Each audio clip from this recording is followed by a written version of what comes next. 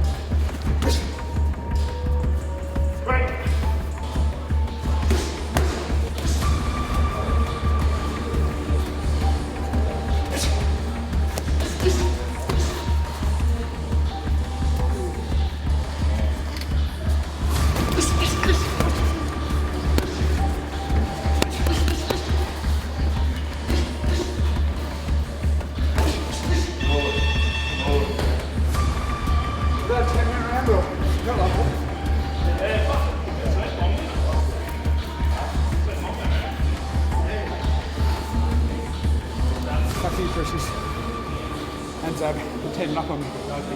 Was better.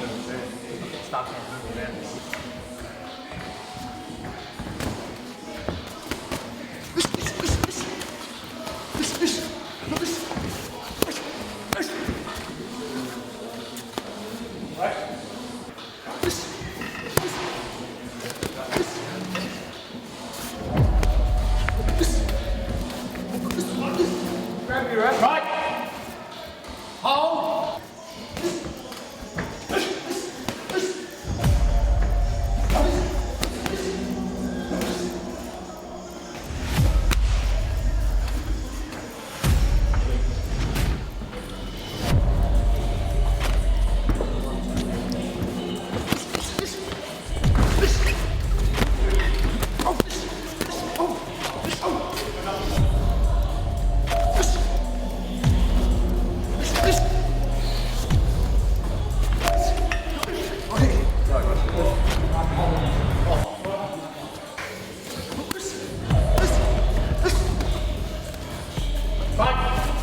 That was a quick break, ref.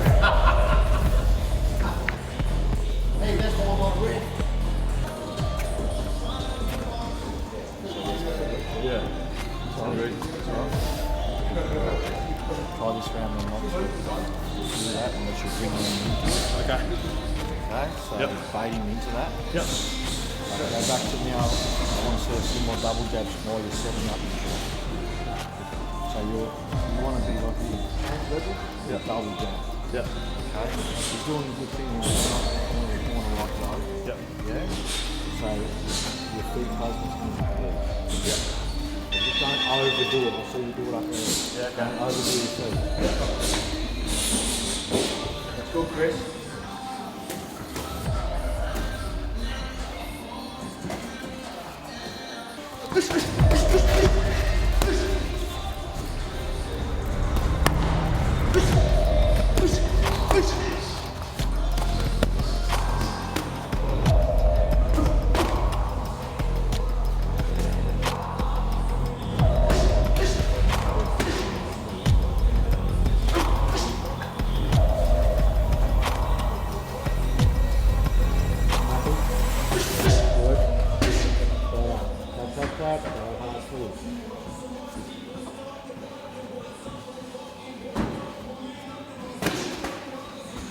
Yeah, mate. Look, he's come a long way, this boy. You know, there's a lot of raps on him, and there's a lot of things that we've worked on in this after our last loss over in Melbourne. You know, we've come back, we've reset, and we've got him probably in his best shape he has been in. You know, to date for all his fights, and that's just been working on a lot more one-on-one time.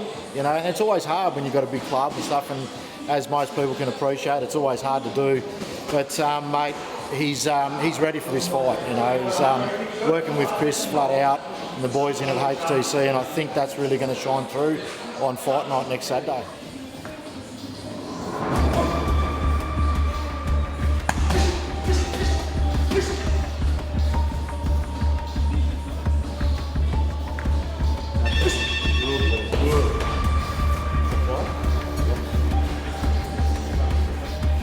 Hold on for dear life sometimes, boys.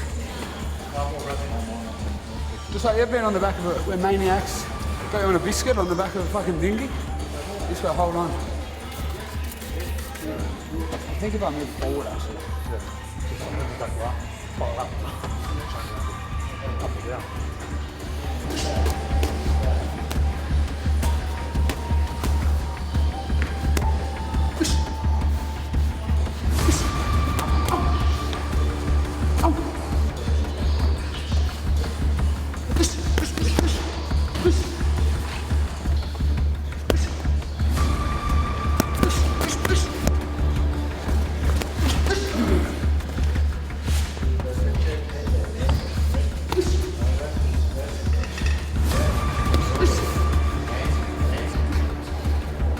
But we're here.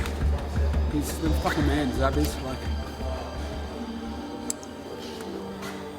he's humble. He's a good bloke. Trains hard, does all his strength conditioning, everything professionally with his diet. Never talks shit about people.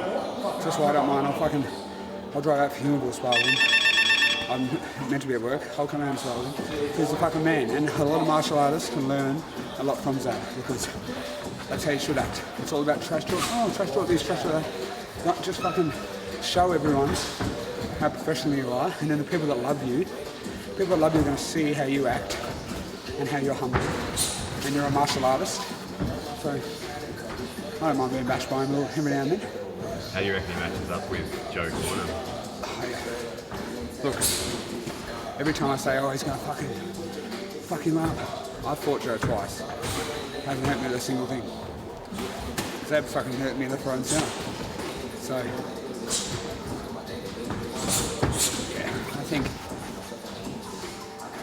I think Zab's better everywhere than Joe. But Joe has had heaps of amateur fights, more professional fights. And you know what, he's actually really tough. Like, I cracked him. I was hitting him hard, and he was taking my best shots. And because he's got that experience, like I remember when I first started boxing, when I was 15, Joe was already fighting. You know what I mean? So it's got that kind of experience. So he'll like, he's real evasive. Like, you'll hit him, but he'll go with it just a little bit. So I won't knock him out, but, you know. And then in the later rounds, I think if you go too nuts on Joe, because he's skinny and fit, that's when he'll come back. So if you gash yourself trying to knock him out and finish him, that's the only way that I see. I just definitely don't see Joe winning, but his advantage is if Sab goes absolutely nuts in the first 5-6 rounds, and then Joe kind of comes back a little bit. And you know how the fucking judges are. Man, I was fucking holding on to you, boy. I was fucking going like this, I was grabbing both people up. Come on, ref. That's good. Oh, good. Mate. Fucking Good shot, man. That's fucking no one deserves that title more than you. Just tell yourself that. That's I believe that. No one deserves it more than you. What is it? Sick. Tempo. Our rounds are always such high tempo. I know, that's why I'm like, partly because we're a team, that's why I can't do rounds with you, but it's like, MMA guys don't have your hands. Yeah. So when I get in there for MMA, it's like, I can just see everything. Yeah. So we're getting hits all in me and you. And then because you're sparring me all the time, you're used to like hell retarded cunts like Joe. Yeah. And that's what you want for your last spar. You want to be able to see that. As a coach, you want to be able to go, look, mate, they're great rounds, you know, and not say too much negative, but there wasn't enough negative for both boys. And I think that was the best thing out of it. And, you know, look, at the end of the day, mate, we all know who won that last fight with Chris and Joe. So at the end of the day, mate, we know what we're going in up against. You know, it's not like we didn't know. I've known Joe for a long time, and I've known Chris for a long time, mate. And I know what they just put on here was better than what I've seen in the last 2 performances from Joe. Last session, last hard spar, 8 rounds down a row, a couple extras, feeling good, feeling fit, you know. It's only going to be better on fight night, smaller gloves, smaller opponent, more carbs, I want to feel good. So yeah, feeling ready. It's been a long camp and it feels good to wrap it up. That's really good. Thank you, Sab. Thank you, bro. Cheers, man.